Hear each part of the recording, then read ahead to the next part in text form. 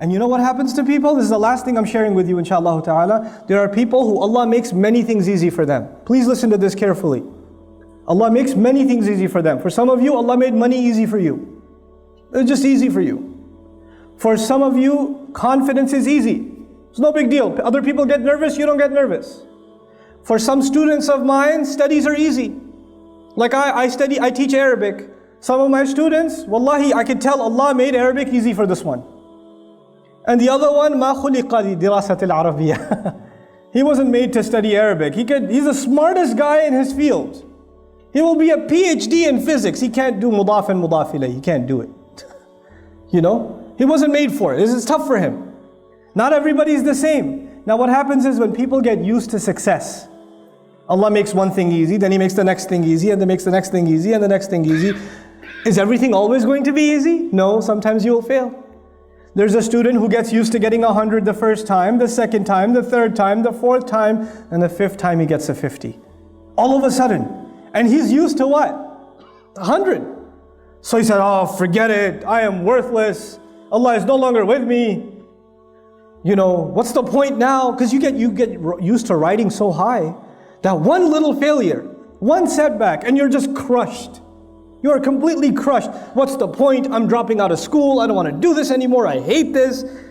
You know what? This is when you didn't remind yourself at every single success that success was a combination of two things. Your effort and Allah's help. Every single 100 you got before wasn't because it was easy. You put effort and Allah gave His barakah. You put effort and Allah gave His barakah. And this time when it doesn't happen, two things could be wrong. Number one, maybe you didn't put enough effort. And when you don't put enough effort, Allah does not give His barakah.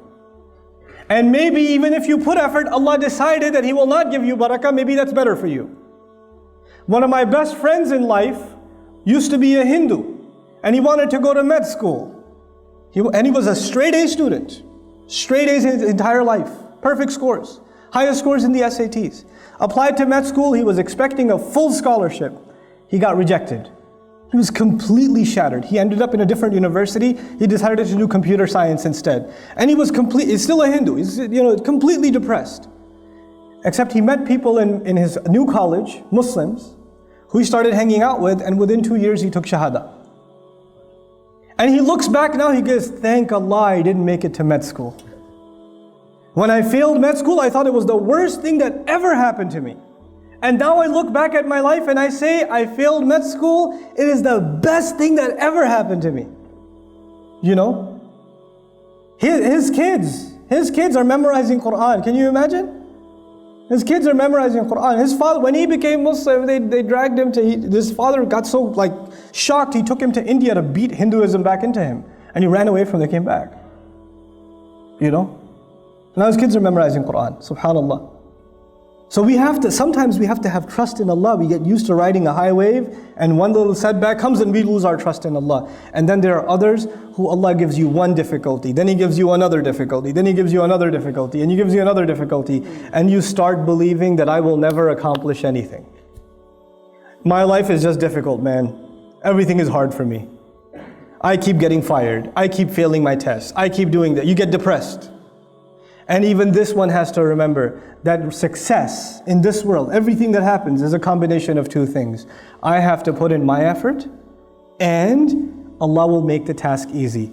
I know I said last, but I have 1 minute left. Might as well use it for something. I'll share this last thing with you. There are two parts of this dua so far. It's not even the whole dua. I just wanted to share these two statements with you. رَبِّ اشْرَحْ لِي صَدْرِي وَيَسِّرْ لِي أَمْرِي. There's a sir balaghi. There's a very beautiful eloquence to this statement.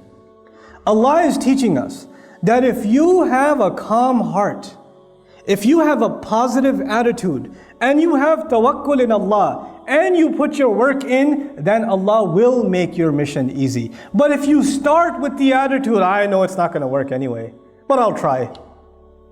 You already began with a defeated attitude, Allah will not make your task easy for you.